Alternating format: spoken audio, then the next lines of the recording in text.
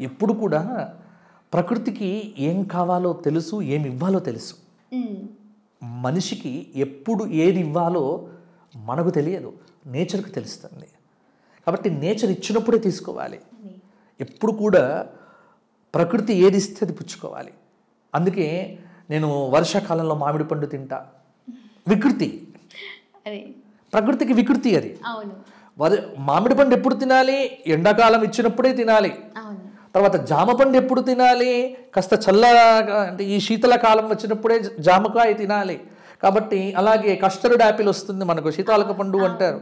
ఆ పండు ఋతుకాలం అంటే మనిషికి ఏ ఋతువులో ఏ ఆహారము ఇస్తే శరీరాలు బాగుంటాయో మనకు తెలియదు, నేచర్కు తెలుస్తుంది.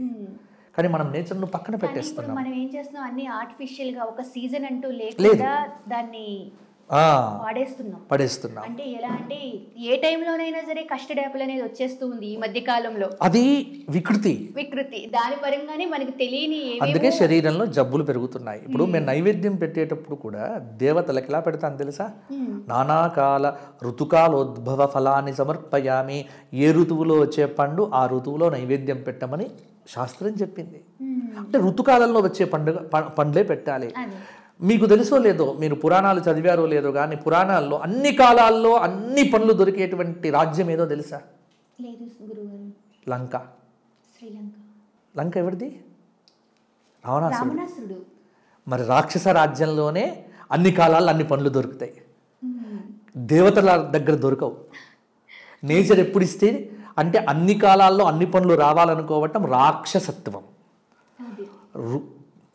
నేచర్ ఇచ్చినప్పుడే తీసుకోవటం దైవత్వం. ఇది తెలుసుకోవాలి. అంటే వెర్రితలలు, విజ్ఞానం అనేది వెర్రితలలు వేస్తూ మేము పరిశోధనలు చేస్తున్నాము, వర్షాకాలంలో కూడా మామిడి పండ్లు పండిస్తాము, ఇలా అన్నిటిని వికృతి, ప్రకృతిని వికృతిగా మార్చుకుంటున్న వాడు మానవుడు. విజ్ఞానాన్ని అజ్ఞానం వైపు తీసుకువెళ్తున్నటువంటి వాడు మానవుడు.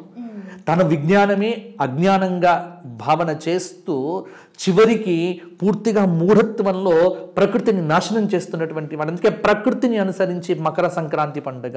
కాబట్టి ఆ మకర సంక్రాంతి సమయంలో నువ్వుల పిండితో స్నానం చేయటము, నువ్వులను తీసుకోవటము, అలాగే ఆ సమయంలో వచ్చేటువంటి కొత్త బియ్యంతో పులగన్నం చేయటం, పులగం చేస్తారు. ముందుగా స్వీట్ తోనే మొదలవ్వాలి.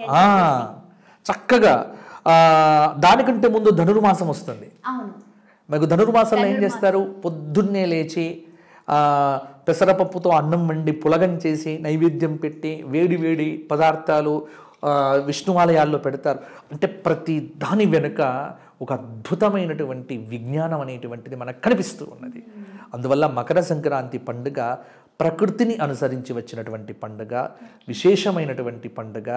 ఇది ప్రకృతి పరంగానే ఆచరించాలి. కాబట్టి ప్రకృతిని ఆస్వాదించాలంటే ఎక్కడికి వెళ్ళాలి? పల్లెటూళ్ళకి వెళ్ళాలి. అందుకే నగర సమాజం అంతా పల్లెటూళ్ళకి వెళ్తారు. వెళ్ళి పల్లెటూర్లలో ఉండేటువంటి వాతావరణాన్ని ఆస్వాదించి చక్కగా పల్లెటూర్లలో ఉండేటువంటి పదార్థాలు తిని కట్టెల పొయ్యి మీద వంట, పాలు పొంగించటాలు. సబ్స్క్రైబ్ చేయండి. Please do subscribe to please like, share and subscribe to top Telugu TV. Top Telugu TV.